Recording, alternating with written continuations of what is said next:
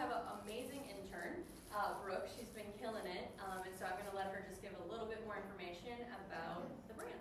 Yes, so Gather Wisconsin is an educational resource to consumers about where your food comes from, who grows it, and what they're doing to help the environment. One of my intern responsibilities this summer is to help the Leaders of the Land series. So that's been kind of a passion project for me, and I go to 12 farms this summer, and I tour them, I get to do an interview with them, and I write about their farm and what they're doing to help, just planet Earth. And sustainability. So that's been super fun, and then I do some social pieces on it. But yes, I've been writing all summer and loving Canva. So Gather Wisconsin has a ton of opportunities to discover recipes, food safety, resources locally, statewide. But we love Wisconsin, and we love to represent agriculture. So. And Brooke has some serious social media goals, so if you all could engage with our platforms, she would highly appreciate that for her recap at the end of the summer. We just hit 1,000 followers on Monday, which is huge.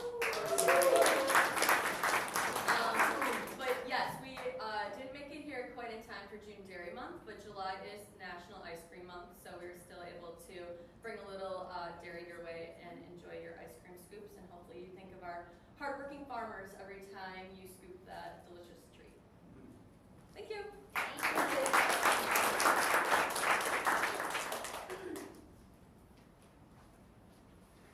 Laura, next month we are going to be part of Forward Fest. Yeah.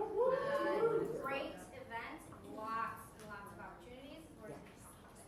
Yeah, so Forward Fest, I'm glad to hear the woo-woos, because we have been coming and talking to you guys. I think I've been here at least the last few years, talking about our events. So this year, Forward Fest is August 17th to the 21st. There are more than 50 events during the course of those 5 days, and they are generally designed by entrepreneurs for entrepreneurs. I was listening to a little conversation earlier, and so I think that's the vibe that is in the room. A couple of things that I called out. One is obviously your own event, Tapping Trends, which looks super interesting that month. Next month. There's tools in the knowledge stack, both defining your market and go-to-market events, and then a LinkedIn working session. So there's all sorts of things specifically kind of in the social media marketing space, but there's also a ton of events that are more, how to grow your business, thinking about burnout as an entrepreneur, all of those different things. So there's something for everyone probably in this room beyond just your Tapping Trends social media breakfast. So I invite you to go to the website, forwardfest.org, and register. Most of our events are free, very few are paid for.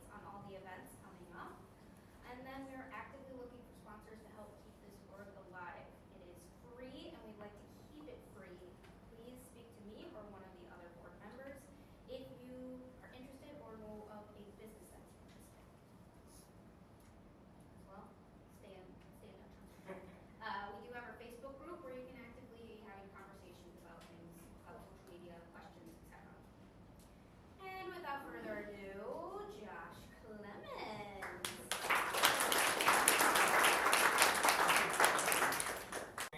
Was our coffee sponsor before we were at Dream Bank. And Dane County Humane Society was one of our first, maybe our first ever nonprofit audit that we did. And if I recall, we are the reason your board approved a new website. So That's right. that is a very proud moment of our board. It took some serious guts to stand up in front of a room of people and told how they could do better, but I think it was for the best. And they're still around today, so I'm just kidding. No, we love that. Humane Society.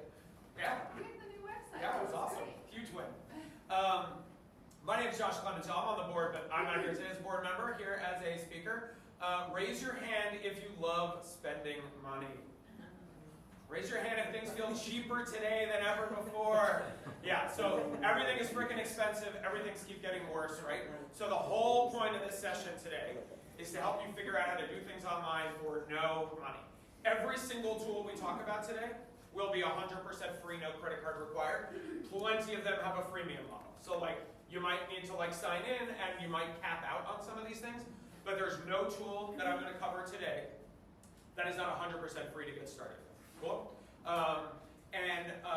So I, just for context, I'm a digital storyteller and strategist. I work with tons of brands across a ton of industries, from tiny nonprofits and solopreneurs to Fortune 500 companies and statewide political campaigns. The through line across every campaign and every org that I work with, they're all freaking strapped, right? Like, no, even the Fortune 500 companies are like, how can we do this for less? And that is, so this actually started as a hobby.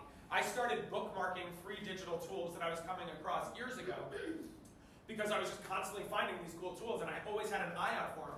And one day I realized, like, man, I have collected a lot of these. I can solve so many problems for clients. Like, literally a client would be like, I'm trying to do this thing. I'd be like, I got you.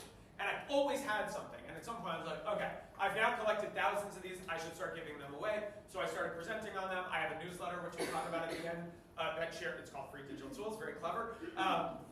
That shares them as well, but that is the context. So I do a lot of public speaking, and usually I like to have kind of an arc and tell a story. That ain't this. This is literally a giant list and how you should think about it. So, bear with me here, like it is what it is. One other note, if you go home and your takeaway is that Josh said I should use every one of these tools today, you're right. No, I'm just kidding. That's insane. Don't try to do that. You'll put yourself out of business. You'll run out of time in the day. The goal is not to say, how can I use every one of these immediately? The goal is to change how you think about what's available to you on the internet. That's how I kind of think about it. I want you to know the tools in your toolkit that you can use without having to go take out a mortgage to keep your business running another month or whatever it is, your hobby. So these are tools to know they exist.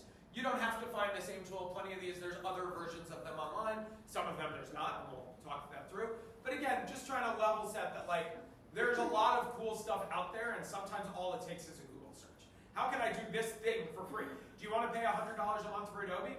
Great. But if you don't, and you're going to do it for this one thing, maybe try Google search first, and then send me a cup of coffee. You know, like, don't actually, I don't need your coffee. But like, there's often a free tool out there if you're willing to do the work. Sometimes, that said, it's more work than it's worth, and you should just pay for the tool. I pay for a ton of tools, tons of tools. But I use way more than that, okay? So that's the context that we're jumping in. Okay, so I broke up today's session into listening and content curation tools, branding and content creation tools, writing, editing, and SEO tools. So listening and content curation.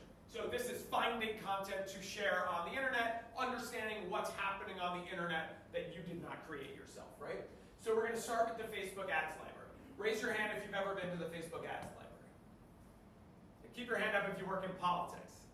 Okay, so the Facebook ads library is a really interesting tool that came out of the 2016 election. Any political ad, meaning it has a political disclaimer. So if you're a nonprofit, there's a good chance you're political as far as Facebook is concerned, problematically so. Any political ad that's ever run on Meta lives on in the ads library for 7 years. And any active ad on Meta right now is live in the ads library right now. So if it's active now or is political, then it's for 7 years. So if you want to know exactly what Target is spending money on right now, or your local competitor, or the client you're trying to pitch, you can go to facebook.com/ad/library, and you can search by keyword or advertiser and see every active ad on Meta right now. Now, I'm going to show you some political examples because I work mostly in politics, and I will say there's a little bit more, there's quite a bit more info if it's a political ad than if it's not. So with Target, you can't see how much they're spending, but you can see a bunch of stuff. With political ads, you can see all kinds of stuff. So I'm going to show you what you can see with political ads. So this is an old screenshot, obviously. This is from 2021. But they spent $101 million on Facebook. Do you think you're better at Facebook ads than them? No, none of us are, right? Like, that's an insane amount of money to have spent in 4 years. They learned some things about Facebook ads. So of course you can see the creative, like, obviously. But you can also see who they're spending their money on, where they're spending their money, how much they're spending on creative. That's all I've got for you there. But you can get a sense of there's more too if you want to dig in. There's a ton of information out there. And again, if you want to know what Amazon or Target or somebody like that is spending on, or in your industry, you can literally just go and search by keyword and see what people are running ads for. It is a great way to better understand what people with massive budgets are doing that you could learn from. And Google, exact same deal. You can see any active ad, transparency.google.com. You can see any active ad on Google right now. So that's across Google Search, Display, or YouTube. And any political ad for the 7 years. They're all the same. All these companies just do whatever the other one does. So with them, again, same deal. You go in there and you search. I don't know why that's blurry, but you can search by image, text, or video. And then you can see. Who here uses Google Alerts for something other than their own name or company? 2 people. 3 people. Okay. I personally have probably 200 Google Alerts set up. Anytime I work a campaign, I set up a Google Alert. Because Google Alerts are way more powerful than most people realize. So Google Alerts, for those who don't know, are 100% free, and it's literally just Google saying, tell us the search term you care about, and instead of going and searching for it every day, anytime we see it on the internet, we'll send you an email. You've got to have a Gmail address to use it, otherwise it's completely free to do. So google.com/alerts. So you go in there and you can create an alert about anything. Who knows what Boolean search is? Boolean search is when you use all caps for and, or but. So you can say, I want to know anytime somebody mentions Madison and marketing. And, I said it loud because it's all caps. And marketing. So Madison and marketing.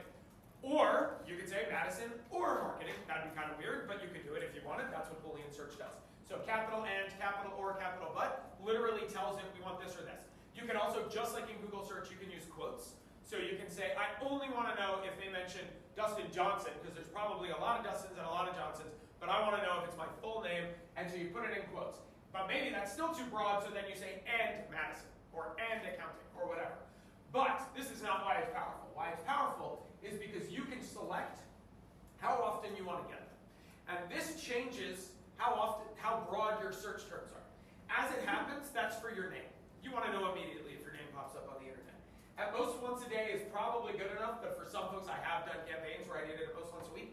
That's where you can think a little broader. What are general search terms that I would want to understand what's happening? So again, if I'm an accountant in Madison, maybe I want to know every time a company says, need an accountant, Madison, something like that. As it happens, probably not overwhelming for a phrase like that, but if it's like tennis shoes, Madison, that's probably overwhelming, right? But if you do it most once a day, they'll just give you a roundup. Once a day, or you can do once a week, you'll get one email, and it'll just have a list, and you can just scroll through. What are the search terms that would be helpful for your business to be doing every day? Stop doing them, set up a Google Alert. Google Alerts are not perfect. They randomly catch things from the social media, but not always. So it's not a social search. You cannot use it for social search. But it is a great way to know if your company name shows up on the internet, or just as importantly, if search terms that matter to you show up on the internet. Okay, this is one of my favorite tools. It's called Mail Group. It used to be a freemium tool. Do we all know freemium? That means you can use it for free and then you got to pay to use it more. Then it got bought by somebody. And I was like, well, there goes Mail Group. And they did, I've never seen anything like it. They removed the paid version altogether and kept everything else in place. And it's been going for years. And they even say, we might change that at some point. But like 4 years later, it's still a 100% free tool. There's literally not a paid version. Why this guy would have spent money to buy a tool to take away the paid part is beyond me, and I love to buy him a cup of coffee. I use Mailbrew every day. It is a magical tool. It does a lot of things. I only use it for one of them, but you can poke around and find other things. Once a day, I get an email first thing in the morning, and all it does, who here uses Reddit? Raise your hand if you posted on Reddit this month. Raise your hand if you've used Reddit to do research this month. Mailbrew makes this easy. So what Mailbrew does is you subscribe to any subreddits you want, as many as you want, and then once a day you get an email telling you the top posts in that subreddit from the day before. Instead of having to go every single day to see what's going on in our Wisconsin, I get an email that tells me exactly what's going on in our Madison, in our Wisconsin politics, in our politics, and then if I'm working in another state, because I do that all the time for politics, I'll subscribe to those as well. Instead of having to go through and search Reddit every day. So for those who don't know, for those who didn't raise their hands, you should know the internet runs on Reddit. If you're using AI, it was stolen from Reddit. Like Reddit is where conversations are happening, and if you're trying to do reviews searching for like a new product, and you don't put Reddit in there, you are missing out on the realest conversations on the internet. Let's say you want to buy a new blender. Don't just search blender review, search blender review Reddit. You will get better answers. Reddit is an amazing trove of information. It also sucks to be involved in. It's like a really hard platform to just jump into. So the beauty of this is I almost never post to Reddit, but I suck up so much information because once a day I get an email from Mailbrew and it tells me exactly what I need to know. Now, if you need it faster than that, fine, but I work in politics, you probably don't need it faster than me. And I do really well with Mailbrew. So mailbrew.com, 100% free. I will say one other thing they do. If I personally love newsletters, I get tons of them and I read them. If you don't like getting them in your inbox, you can actually set up a secondary email through Mailbrew and have them emailed right to Mailbrew, and then you can read your emails right in there as well. But I use it pretty much only for subreddits, and it's invaluable. I would absolutely pay for this tool if they started charging. Okay, Feedly is another really cool listening tool. Anybody here use RSS feeds? Anybody know what an RSS feed is? Cool. So RSS, really simple syndication. This is an example of like, if you have a different one, that's fine. I'm not telling you to stop using yours. But if you don't have one, Feedly is amazing. You can have up to 100 sources for free. I think that's their limit. I've never hit it. You can have up to 100 sources for free, and then I think they charge after that. But I've been using Feedly for years, and I don't pay for it. So what Feedly does is it lets you subscribe to blogs. But blogs mean anything with an RSS feed on the internet. So the New York Times is a blog as far as an RSS feeder is concerned. So you can literally subscribe to your neighbor's garage blog and the New York Times and the Wall Street Journal, whatever you want. So because I work in politics, social media, and Wisconsin politics, these are my three sort of core buckets that I've like arranged everything under. So if I click on Wisconsin news, these are it goes beyond that, but these are a bunch of the different things that I'm subscribed to. So all of these are there. And if I click on all, I can literally just see a list of every new article that any publication I'm subscribed to has published since the last time I checked. So instead of having to go to 50 or 60 different news sites every day, I can go to Feedly and just scroll. They have a really good mobile app. I use them mostly on desktop, but you can do both. You can scroll. And then if you want, you can go to just Wisconsin news, and now I'm only seeing articles about Wisconsin. All of these came from a newspaper in Wisconsin that I subscribe to. And again, it's cool because you can literally subscribe to like some random blog you found. So like you don't want to check that thing once a week, but like you never know when they're going to drop some knowledge. Like anybody remember Mayor Dave? Like he's got his blog, and if you ever want to make fun of that, like you can find it right here. It's a terrible blog. It's literally got a typo in the URL. I know I'm on the internet now, but that's on Hey Mayor Dave. It's got a typo in the URL. He misspelled armadillos in his own URL.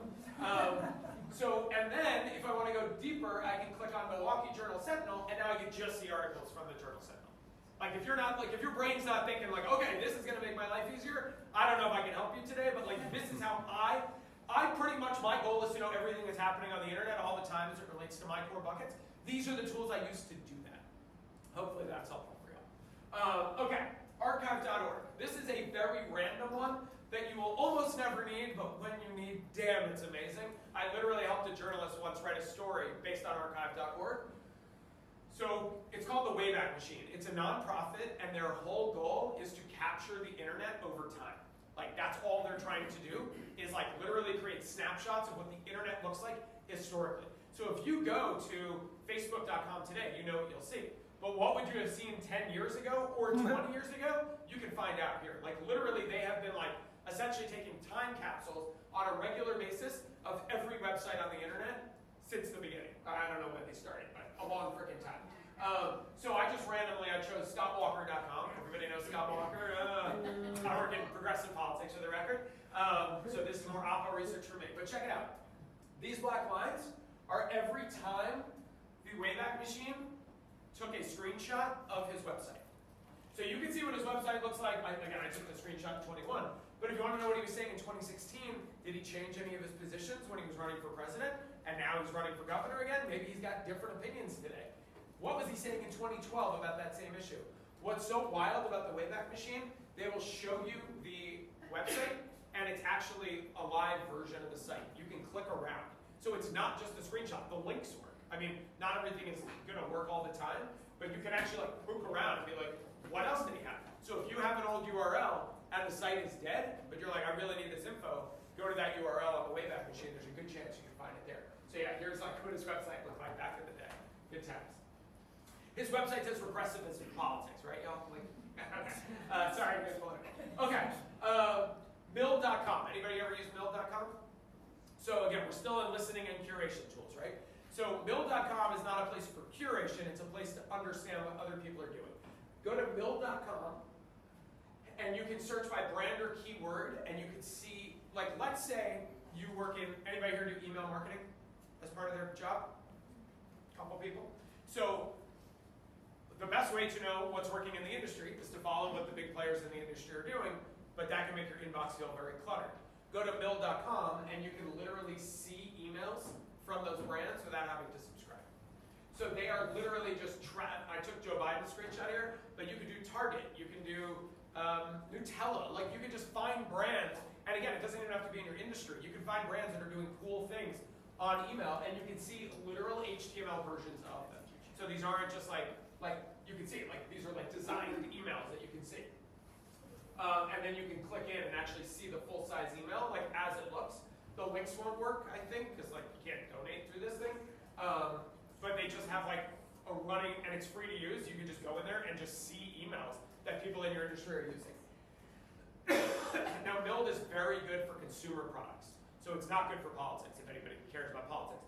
I'm going to give you a tool that is good for politics. But Mill.com is much more like consumer packaged goods and direct-to-consumer, Target, things like that. It's like brand-based. Whereas politicalemails.org, if anybody's, again, I'm a Politico, so I've got lots of political tools. If you go to politicalemails.org, it is called the Archive of Political Emails. You can search for an organization or campaign. Let's say you want to know, like, okay, I have to vote for Congress in November. I would like to know what they've been telling their lists, but I didn't subscribe. Well, where do I find their old emails? You go here and you can find their old emails. They will literally show you past emails from our politicalemails.org. It's just a really cool tool for like going back and like listening to like what folks were saying in the past. And same deal, you can see like an HTML version of the email. Okay, so I like to say that we have one job on social media. That job is to sell, which is my acronym for share, engage, listen, and run. So share is create content, put it out in the world. Engage is talk to the people that are talking to us. Listen is all the listening stuff that we've been talking about this morning, like setting up your tools so you can like know what people are saying. Learn is your analytics. So very briefly, I just want to talk about analytics because if you are posting on social media and you're not checking your analytics, not really posting on social media, you're just throwing shit out there and seeing what happens. Like analytics are how your audience tell you what they care about. So for LinkedIn, I assume we got a lot of LinkedIn folks in here. So LinkedIn, their analytics are not amazing, but they've gotten a lot better the last couple of years. Has anybody spent time with LinkedIn analytics?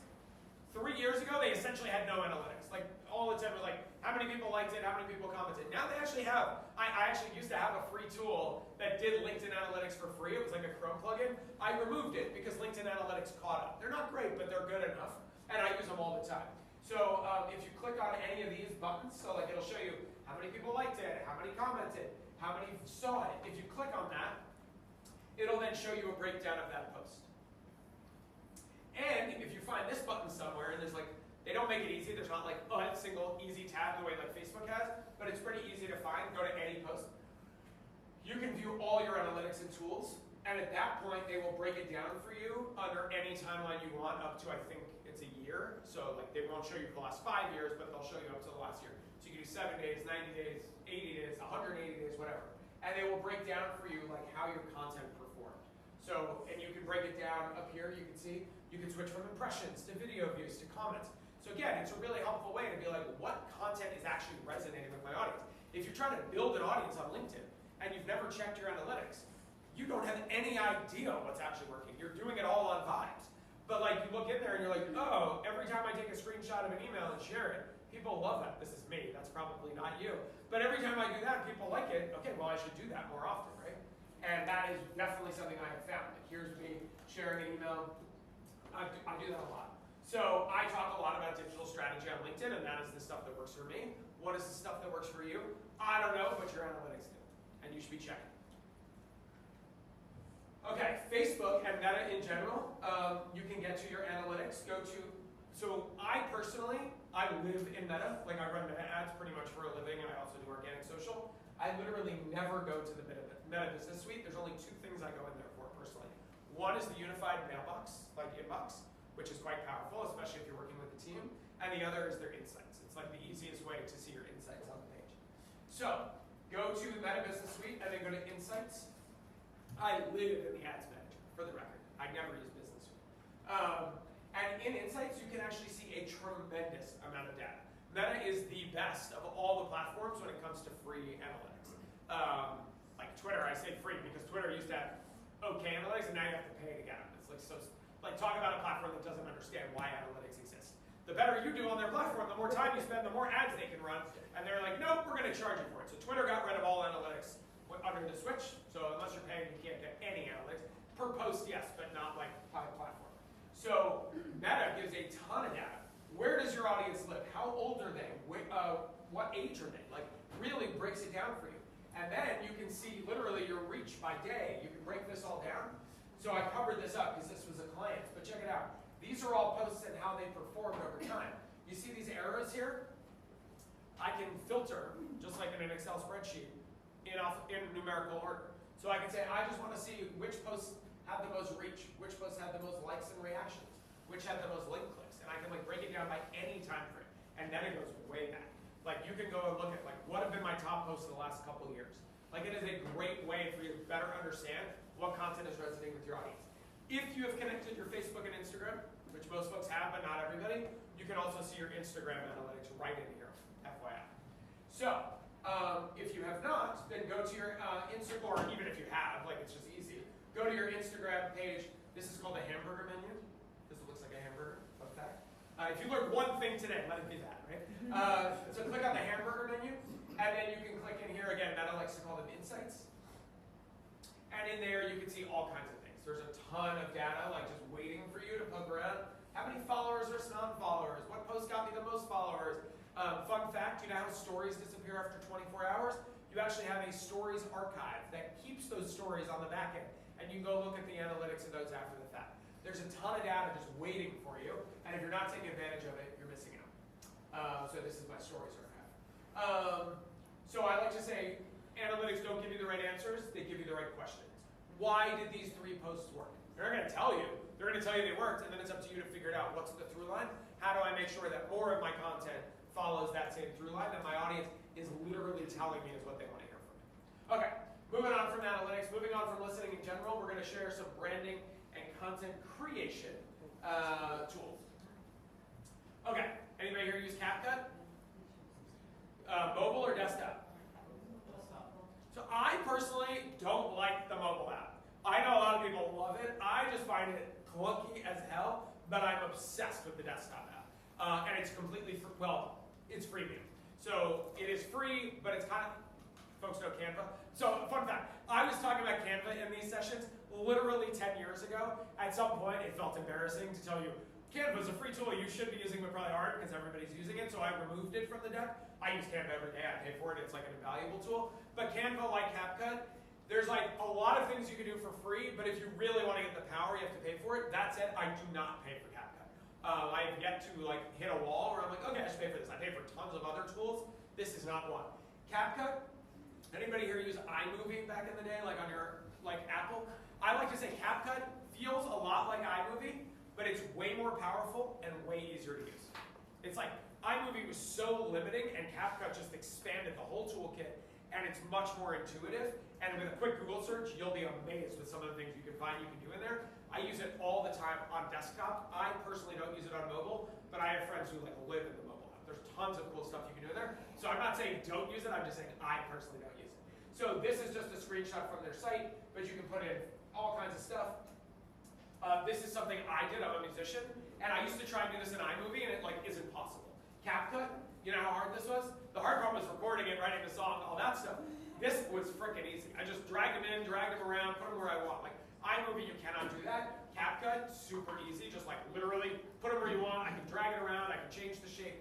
It's called masking. I could have made myself a triangle or a circle if I wanted. Like super easy to do. This took like no effort at all in CapCut. So watch this. This guy, this is a screenshot. I'll tell you in a second. See how he's moving, and then watch this one. Hey, so this is like a magic tool. You saw that, how he was biking in, then he ran out the other side. That's done with masking as well, where you just like cut the screen in half. It looks like it's the same, it's not. There's tons of cool tutorials. This guy's name is Kevin Stratford, so I just took like, he showed you how you could move the cookies on top of his hand. He showed you the biking.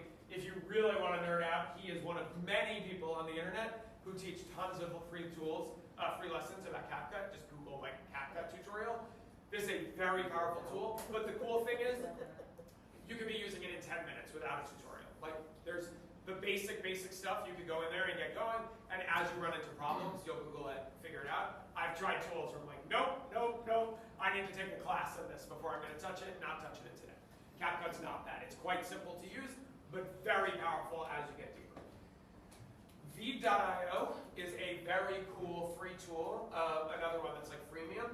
It just adds the, you ever see those captions on folks? You could do that in CapCut, you could do that in Opus, you could do that in Instagram edits, which we'll talk about in a second. Veed is pretty much what they do, and they're very good at it. So if you're just like, how do I add really nice captions on top of my video? I don't want anything else, I don't want any bells and whistles, go to Veed.io, super easy to do. Instagram edits, there's a joke about Meta that they never saw a tool they didn't want to own or clone, right? They will either buy it or they will rip it off. Edits is their CapCut. And literally, I'm actually excited about this, they're rolling out a desktop version because CapCut has one. Like, Meta never saw a toy they didn't want to take home with them. That's like their whole thing, which you can see every day on their platform. So Instagram edits is their response to CapCut, and I actually like it better than CapCut on mobile. Personally, has anybody used Instagram edits? Okay, cool. It's very easy to use. It's quite powerful, but it's like less overwhelming. Like I go into CapCut and I just feel like there's too many things. Edits kind of like stripped away a lot of that and just really focuses in on like very simple UX, like user design, to make it easy to make a video. So these are just screenshots from their site, like just showing you what they can do. They have this funny thing here, like where you can like put ideas as you have them, which is kind of cool because if your team is on a shared account, like let's say you've got a business partner and you're both on the same Instagram account, you're both in the same edits account too. So you could go in there and like write each other content idea notes. It's just like a Google Docs kind of thing. They have built-in analytics, which again, you don't need it in there, but it's there. But then really what I use it for is this, and again, this is a screenshot from their site. Super easy. You can take video files or photos from your phone, drop them into a new project, and like, here's this, then they added music, then they added a dance break, like just super easy to like drag this stuff around. Like for a mobile device editor, they've made it very sleek and easy. They also, CapCut now rolled this out because they were all copying each other all the time, but Edits had it first. They have a built-in teleprompter, which Instagram is actually rolling out as well directly into the platform, which is actually insane, like super cool. But if you've ever like, I do videos pretty much every day on the internet, like TikTok and Instagram, whatever. I don't use a teleprompter, and I don't think I almost never use a teleprompter, but I know a lot of people who do, so if you want to pre-write your script and read it, Instagram Edits makes it free and really easy to do. Just hop in there, drop in your script, and it'll scroll with you. You can like set the speed, and that way you can like read it while looking right at the camera, so you're not like looking off. Okay, Thread Magic is like a random tool I found that I like. So LinkedIn does this weird thing where you can put like image carousels, but then you can also do these like PDFs that turn into much nicer looking image carousels. Like there's two different versions. It used to be you just couldn't put photos in there, more than one. Now you can, but they look clunky, like you're a Facebook personal account. But you can actually create it's like a PDF where people can swipe through it, and you'll see people actually like put whole decks in there. But one thing that you see people do a lot, or I do, is they'll take Twitter threads and put them on LinkedIn. This tool makes it free and easy to do. So go to Thread Magic, just Google Thread Magic, take the link to any tweet that has a thread to it, drop it in there, and they will email you a tweet thread as a PDF, because that's how LinkedIn likes it, because it's business, all business, right? You gotta use the PDF. You upload your PDF, and it will turn it into a very nice looking series of graphics that people can swipe through instead of like a bunch of clunky looking photos. So it's actually a really cool tool, totally free. I've done it a bunch of times, they've never asked me to upgrade. I don't know what their pricing model is, but I've never hit the cap. Headliner app. I told y'all we're jumping around a lot, but I got lots of tools, and this is like 10% of what I could be doing today, but I'll be respectful of your time. I will let you go at some point, I promise. So Headliner app is another free tool. You can do up to 10 minutes a month for free, and then you have to pay. So, or I think. Well, I don't know, I've never paid for it, let's say that, and I've used it a bunch of times. So what Headliner app is, it's cool. You can take any podcast, or any audio really, but it's meant for podcasts. You drop the podcast in there, you pick which part of the podcast, you don't want the whole thing, and it creates a audiogram. So it makes it look like there's like moving audio, so like as we're talking, the audiogram is doing that. And then you can see, I literally made this terrible graphic for Free Digital Tools newsletter. I made this for Free Digital Tools, it took about 3 minutes, check it out. So I literally pick any piece of a podcast, you don't have to own the podcast, it can be Pod Save America or The Daily, whatever. You could drop that in and be like, dude, this 2 minutes is amazing, everybody should listen to it. Instead of just telling people, you could go into Headliner app, pick the 2 minutes you want to share, you can leave it alone or put a custom graphic on it, download it, upload it like a video to social. It'll do way better than a link to the daily saying, everybody go to 2 minutes and 35 seconds in the daily, this is amazing. So it's just a really cool way to like make a piece of content very quickly for free. It's called headliner.app. Okay, I actually built this tool. I am not a coder, but I am now a vibe coder, so that's very exciting. So I used to have a tool in this deck called Remix. It was made by Buffer, and I loved this tool. It did one thing, and it did it really well. And one day I was at one of these sessions, and I told people about it, and somebody raised their hand, and they said, that tool doesn't exist anymore. And I pulled my phone out, I was like, no, you're wrong. I'm looking at it on my phone. They were like, yeah, but you can't download it anymore. I was like, damn. So Buffer, for some reason, removed it from the Apple Store and the Play Store. So what did I do? I waited for AI to exist so I could vibe code a replacement. But the good news is, my replacement's better, it does more things. And this is totally free, you don't need to log in, nothing. So go to sharesparrow.com. Everybody see my joke? So this is true though. Everyone hates Twitter, everyone loves screenshots of tweets. That is true. Across the internet, that is true. Turn your tweets of blue sky posts into social-friendly graphics. Quick, easy, and free with ShareSparrow. This was iteration 1. Iteration 2 added more to it, I'll show you. So, real quick, this is what it looks like. You drop a link to any tweet, doesn't have to be yours, or any blue sky post, and it will just turn it into a nice looking graphic that you can download and share on social. Which again, if you have not tested screenshots of tweets, you have not fully explored what the internet is capable of. People love screenshots of tweets, it is bizarre. So, you go in there, you drop a link, it's bizarre now, like bizarre. Screenshots of Reddit also are very popular. So you drop a link right here, and then when it creates the graphic, you can choose the format, the color, you can choose your own hex code, so you can have a branded hex code, or you can change the photo that's behind it. So you can actually upload your own photo. The whole thing takes like 30 seconds to do. So you can also drop in a newspaper article, this is version 2, and it will create, it will create a graphic so that instead of sharing a link, which the internet hates, you can share a graphic that talks about the link. And you can still change the photo, change the hex code, whatever you want. And if you want, you can even pull up, this is version 3 I added recently, you can even paste a quote from the article. So if I drop in a quote up to, I think, 200 characters, it'll create a pull quote graphic. So pretty cool, right? I made all of this in Claude. I don't know anything about coding. I've had to fix a few things on it, but mostly, you know, I'm using this thing all the time. Y'all should too. Like, I love it. And you'll notice there's a through line here. How many AI tools have we talked about today? There's not going to be any AI tools today because there's plenty of people pitching you AI tools. I don't need to be that guy, but I did build this in AI, which is kind of fun. Okay, Unsplash. So Unsplash was a completely free resource for years, and then the internet shitified it, of course. It got bought by Getty, so now it's still got lots of free stuff, but it's not completely free. So Unsplash is beautiful free photos. So you go in there, search for anything you want, like girl sitting on the stairs, social media, Indian food, whatever. Just search for something, and it'll give you tons of images. And again, there was a time where all of those images were free to use. Now, I will clarify, I'm not a lawyer, and I'm definitely not your lawyer, so read their terms of service before you go use any of their images. But essentially, you can put their shit on the internet. It was free to do. But then Getty bought it, so this is what it looks like.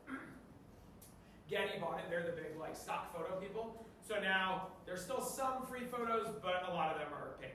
So just like, pay attention. I can't remember what icon they use if it's paid. It's like a star or something. You'll see it pretty quickly. It'll say, would you like to buy this photo? Do not ever take photos you don't have the rights to because you'll get sued.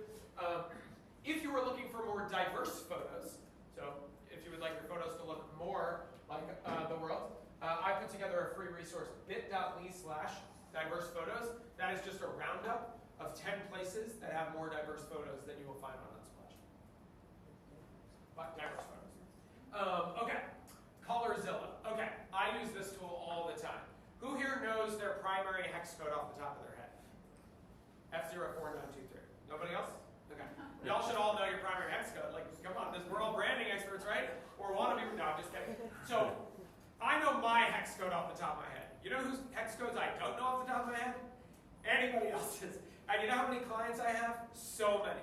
And I'm constantly having to create things using their hex codes. So instead of having like a Google spreadsheet where I go to, it's easier for me to use this free tool called Colorzilla, which I am obsessed with. So I go to Colorzilla, excuse me, I don't go there. It's a Chrome plugin. So I add there, I go to their website, I click on Colorzilla, and then I can choose one of these. You can do a color picker. I usually just do the web page color analyzer, and it will literally just show you every color on their website. And I'll be like, that's the primary one, and I'll click on it, I'll get the hex code, and I'm done. Whole thing takes 5 seconds. And like literally when I'm like adding captions to a video, like I'm not, like if I'm already in their Canva, I know their colors. But if I'm like trying to create a graphic, if I'm trying to like do something simple, I often don't have it. This is easier than for me to try to go find their brand Bible and figure out what their color is. So it's called Colorzilla, it's free, it's just a Chrome plugin. And then I have another one that I use called WhatFont, another Chrome plugin, and this one does the exact same thing but for fonts. So you literally engage it, and if you want to know, like let's say, anybody here agency life? Let's say you're trying to pitch a client. Instead of guessing their colors and fonts, use their actual color and their actual font when sending them a proposal, right? Or even just like a partner organization, like, hey, you're asking for money from somebody. I'm sure y'all do grant writing. If you're writing to the EDU Foundation, instead of guessing like, this is kind of close to their color, nope, here is their color. I know it exactly from Colorzilla, and I know their font from WhatFont. So same deal, you open it up and bang, there it is. It just tells you what the font is. Super simple. Easy, free, takes 2 seconds to engage. This is a good one for ADA compliance, webaim.org. If you just Google WebAIM contrast checker, like you don't have to write that out, and it will literally tell you if the colors you're using are easy to read for folks who don't see color the same way that other folks do. So if somebody's colorblind, are they going to be able to read your website? This site will tell you. Super simple, quick, easy, free. And it'll give you like a contrast ratio. This is good. You don't want like 2 to 1. Snapseed. Anybody use Snapseed? Nice. Snapseed is a free tool. At some point, Google bought it, but it hasn't changed at all since Google bought it. I don't even think it says Google on it. I don't know why. Again, who knows what these people do with their money? It's so weird. So Snapseed is a free mobile app for smartphones, and it is, who here edits photos in Instagram? Okay, nobody. If you edited photos in Instagram and found Instagram was not powerful enough, this is what you're looking for. Snapseed takes the Instagram photo editor to the nth degree. You can do so much stuff. It's like a whole Adobe suite right in your pocket in a smartphone app, and you can dig in deep. And you can like add blurriness to this part, but not to that part. You can change the saturation here. Again, Instagram is like the amateur version. This is the pro version, and it's totally free to use. It's called Snapseed. It's a free app. I don't use this often, but there are times where it's like invaluable, which again is the whole point, right? Like most of these tools I don't use every day, but when I need it, there ain't nothing else like it. You know, Snapseed's awesome. Oh, this is what it looks like on the inside. So you can like pick your different toolkit. You can go in and you can go deep if you want. Okay, public. Anybody here post content on the internet through social media? Yeah. Okay. So I personally post. I would estimate on average 200 to 300 times a week across social channels for my different clients. Like one post that has to go to 5 places every day for one client, one post that goes to 3 places every day for another client. I could not possibly do that without a third-party scheduler. And the one that I personally love is called Public. You, by all means, if you like Buffer, if you like Agora Pulse, if you like Monday, I'm not telling you to switch. I'm telling you if you don't have one you like already, this is my go-to. Now, it is freemium, not free, of course. Like you have to, you can use it for free for up to 3 accounts. So if you're just doing it for yourself, it's free. But if you're trying to like grow with it, obviously it's not. So what's wrong with this post other than maybe the subject?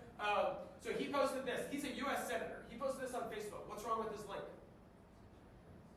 Come on, somebody. Social media breakfast. What's wrong with this link? It's not a link. It's a broken link. Imagine having a broken link in your email or on your website. How often do you go on Facebook or Instagram and see a broken link? Every day if you're looking for it. Because people auto-post from one to the other, and there's broken links. It is like, for you to do it, cool. For him to do it, absurd. He's a U.S. senator, right? So, Publer, one of the many reasons why I love Publer is this button right here. I click that button, it's called Optimize, and it lets me, so essentially, I can create the post for 3, you can see how old this screenshot is, based on the Twitter icon. So I create the post one time, and then I click Optimize, and then I can change it for each account. So for Facebook and Instagram, it's probably just as simple as making sure the tags are correct. But if I also want to put it on Twitter, Blue Sky, or Threads, I can create a thread right in there. So instead of it truncating after 280 characters, or 500 characters, or 300 characters, respectively, I can actually go in there and break it up so that it's like actually a full thread. That is just a few of the many reasons why I am obsessed with Publer. It is my favorite tool on the internet, I think. It's the one that, like, it and Canva are probably tied for tools that I use the most often. I wrote a blog post explaining why I love it so much, joshklemons.com/Publer. But really, my blog post is not why I love it. It's a breakthrough. It's a walkthrough of how to use it. So there's 10 tools in there. They have a free link in bio tool that connects right in that's so easy to use. They have a Chrome plugin that you can create content from that's super easy to use. But honestly, that first reason, the optimizing my post, that's the only one that matters. If everything else went away tomorrow, I'd still use it every day because that thing saves me hours a week of time. Like, I go in, I create the post once, and then I optimize it by channel. It's a game changer for me. And I make sure I never have broken links on the internet. Do you use that for all of your... Literally every social channel that I help manage, I do through Publer. And it lets you link all of your channels, like all of your customers on there? You can have as many channels as you want if you're willing to pay. Like they charge, Yeah. but so there are more powerful tools. Agora Pulse does content moderation in a way that they don't, but it's like 10x the price. Publer, I think, starts at like 10 or 15 bucks a month. It's free for up to 3 accounts. Don't quote me on this. They change stuff. I'm not like, but I think up to 3 accounts you can do completely for free. So if you just want to do Facebook, Instagram, and TikTok, it's free. If you then also want to enter clients' accounts, you can pay. But it's very moderately priced for how powerful it is. The only exception, and this is an Elon thing, not a Publer thing, you have to pay $3 or $3.50 a month to put any Twitter account in there because the Twitter API, when Elon, talk about a person who does not understand social media. He bought Twitter and he added a $43,000 a month fee to use his API. So literally all the tools that used to use Twitter for free, which made our experience better, now the publishers have to pay $43,000 a month to be able to use it. So that price got passed on to us through $3.50 a month for any Twitter account, FYI. But all other tools are completely free for up to 3. You can do Google My Business. You can do LinkedIn personal and business accounts. You can do Instagram, obviously all that. Like, I think even Tumblr's on there if anybody's old school. Still tumbling? Okay, so I got a couple more minutes. Oh shoot. Okay, writing, editing, we're gonna go fast, sorry. Okay, Grammarly. I'm sure everybody knows Grammarly. They have Super Bowl commercials. They'll catch your typos. They're not gonna make you a better writer, but like, you should have it. But Hemingway app will make you a better writer. If you don't want to use AI, Hemingway app has been around since before ChatGPT. It's a completely free tool. You can pay $20 to download the desktop version, or you can just go to their website whenever you want for free. I've never paid for it. Go to HemingwayApp.com, and it will literally make you sound more like Hemingway. He was like the graceful, simple writer, no fluff, no adverbs, no BS. Like, is this simple enough for a 6th grader to read it? That's the goal, right? So you literally drop it in there, and it'll give you tips on simplifying your writing. Love Hemingway App. Don't use it every day, but it's a great tool when you need it. Relatedwords.org is another one that I am obsessed with. I do a lot of like naming products and companies and businesses, and just coming up with funny like ideas for campaigns. Relatedwords.org. It's not synonyms. You put in a word, and it just gives you related words. So it's a great way to get your mind rolling. Like, okay, I got this new product. What should I call it? Well, it's awesome, but I can't use that word. What can I use? Relatedwords.org. Wordcounter.net. It's another one that I use. Don't use it every day, but when I need it, it's great. You just put it in there. It'll tell you exactly how many words, exactly how many characters. If you're ever trying to like submit an application and it says you're over the limit, but you don't know how many, super annoying. I just go in here and edit it in there. Wordcounter.net. Okay, Gmail signatures. Anybody here use Gmail signatures? Y'all know that you can switch between signatures? Clutch, y'all. If you're not using this, take advantage of it. So you click this fountain pen, and it will literally give you the option to select which signature you want. So let's say you have one for your hobby, one for your personal, and one for your business, but you're running them all through the same email address. You can go in here and select different signatures. Clutch. I used to literally copy and paste my signature out of a note stock because I hated having it in every email. So now I just turn it off, and when I need it, I can go in there and drop it in. And even better than that, who here has used Gmail templates? 3 people. Okay, y'all. Are you talking about Google Docs? No, this is completely separate. This is built right into Gmail. These things are amazing, and I don't know hardly anybody who uses them. So go into Gmail, start writing an email, click these 3 dots here, and you will see the option to go to templates. Click on that option. I wrote up how to find that if you want to go to it. bit.ly/gmailgame. I wrote out a bunch of tips. Templates are freaking amazing, y'all. Anytime I'm sending a letter of engagement or a proposal or a response to an email about a presentation, instead of writing the email out from scratch, I just go to my templates and I pull from a pre-written email, and it's written already in there. I edit it as needed and I send it. It will so much as have your subject line if you wanted to. Like literally go write the email once, save it as a template, and then anytime you need to, you can just select that template and send it, or edit and send it. Super easy, love it. Who here uses pin tabs? Pin tabs changed my life, but I got more for you. Don't worry. So this is the only AI generated thing I've ever used. I think this is what my desktop used to feel like. So pin tabs. This is what my browsers used to look like, and this is true across Firefox, Chrome, whatever. It was just chaos, right? So then I started pinning tabs. So now all of these are saved here, and they're smaller, and I don't have them taking over all that space, and my brain just functions. Personally, my brain functions better when I don't have to think about all these and I can just worry about these. So that's pin tabs, which are great. But who here has used group tabs? Okay, group tabs took this shit to the next level, y'all. So group tabs, now instead of having, sorry, these are a little pixelated. Now you can essentially take a group of tabs that you know you need to come back to, put them all together in like one little group, and then expand as needed. So this is what I have, like one monitor, my third screen, so I have different screens on different monitors. My third screen on one monitor, this is what it looks like. But when I need to go into any one of these clients, I click it and bang, they open up. So if I want to go into Cheryl, bang, now there's all my Cheryl stuff. Jack, there's all my Cheryl back stuff. This is my stuff, there it is. So I can like expand and contract it so that my brain is not constantly like jumping around looking at all these tabs. Group tabs, y'all. I literally just right click on a tab and say group tab and you can create a new one. So easy to do. You can color code them, it's amazing, love it. And you can hide it. You can, yes, you can hide all of this stuff as well, but that, for me, takes away the purpose, so I like everything there, but like, close. Okay, split screen tabs. This one's relatively new, but another huge one. Let's say you're trying to write a report, and you're looking at your analytics, you can now have a split screen tab. So Chrome has this built right in, just right-click on any tab, and you can split screen it. So literally, here's me writing an issue of new digital tools, and here's me looking at an old issue so that I can remember what I said last time, because I was like doing an update to it. So it's called split screen tabs. Awesome. Firefox rolled that out after Chrome did. So yeah, just go to right click, arrange split view, and then you can get rid of it when you're ready.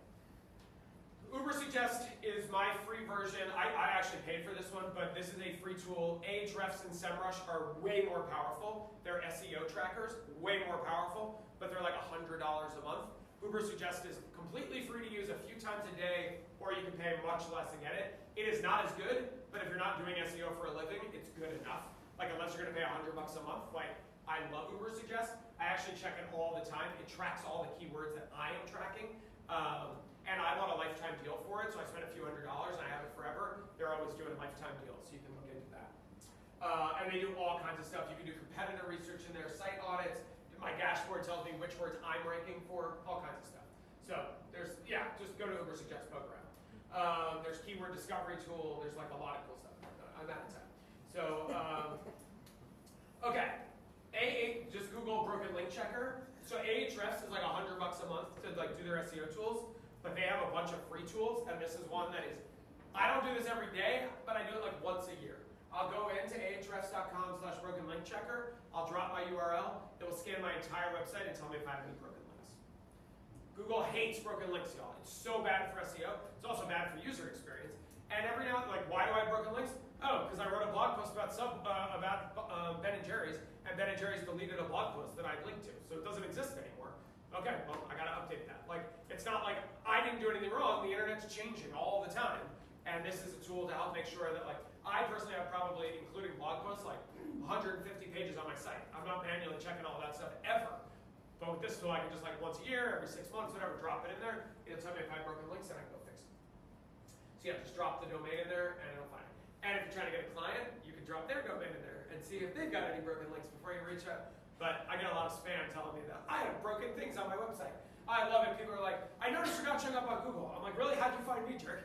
Like, let's talk.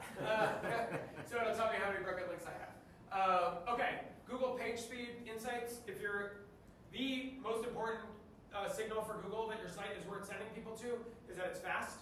If your site is slow, it doesn't matter how good it is, how valuable it is, Google won't send folks to it. This is Google's free tool to check your site speed. So just go in there, put your URL, and it'll tell you, exactly how fast your site is, and if it's slow.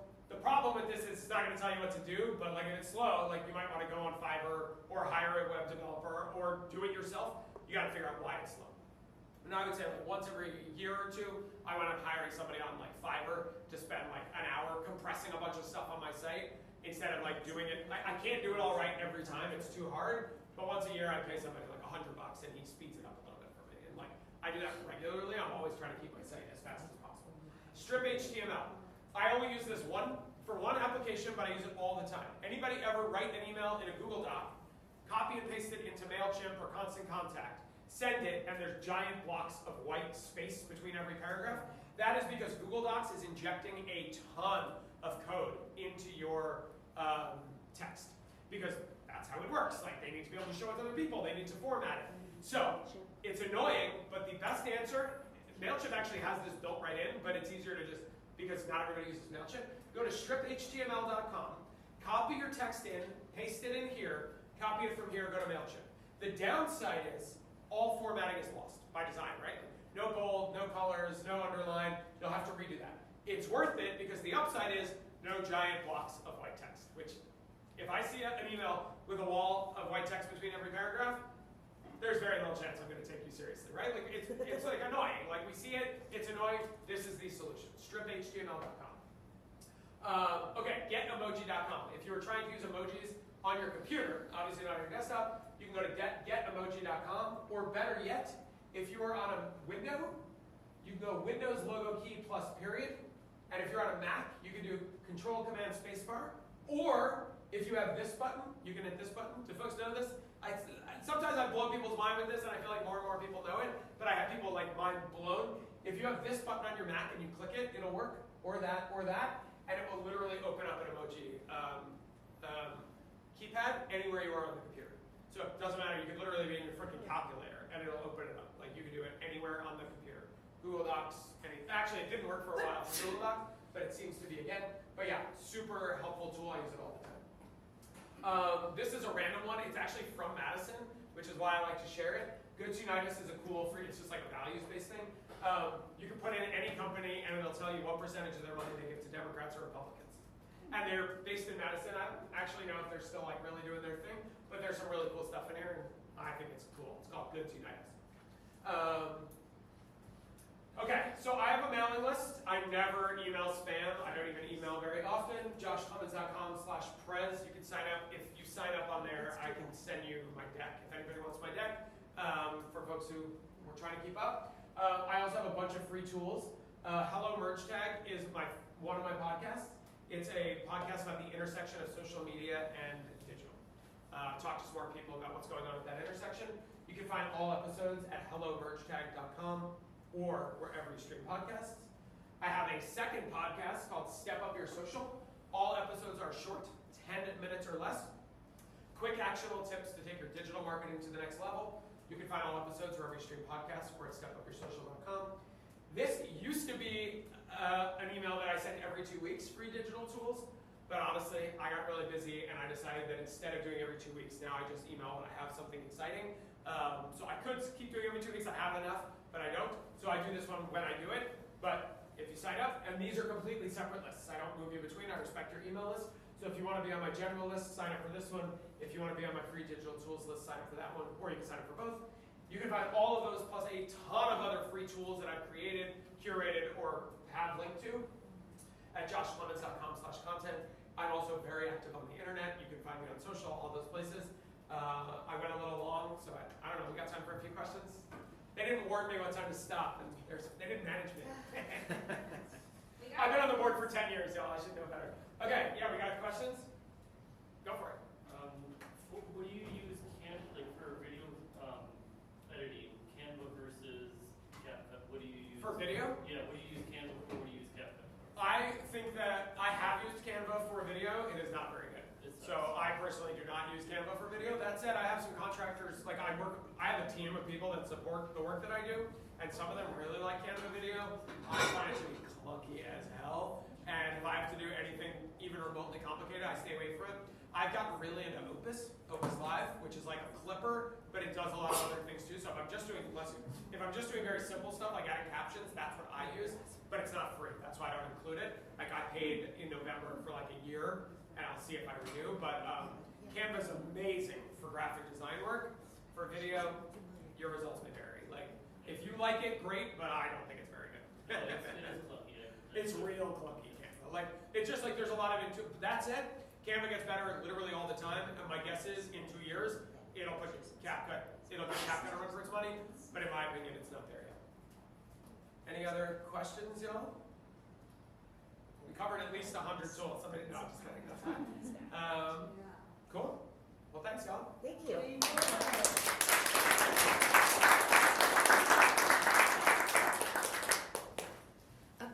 How do we get a copy of your recording? That's online. Yep, we'll upload that. It's just straight online. I'll have that done today. We'll be on our social media channels. It'll be on YouTube. Okay. Thank you. Just in case you want to I'm share. editing it when I get home. Thank you for doing that. I was just thinking that Maria's husband might be interested in looking at some of this. Yeah. Thank you for that. Faith, who usually That's a does really the good process, one. wasn't able to help us today, so Evan and I are filling in. That's my own. So I look at Oh, you just social media. No, I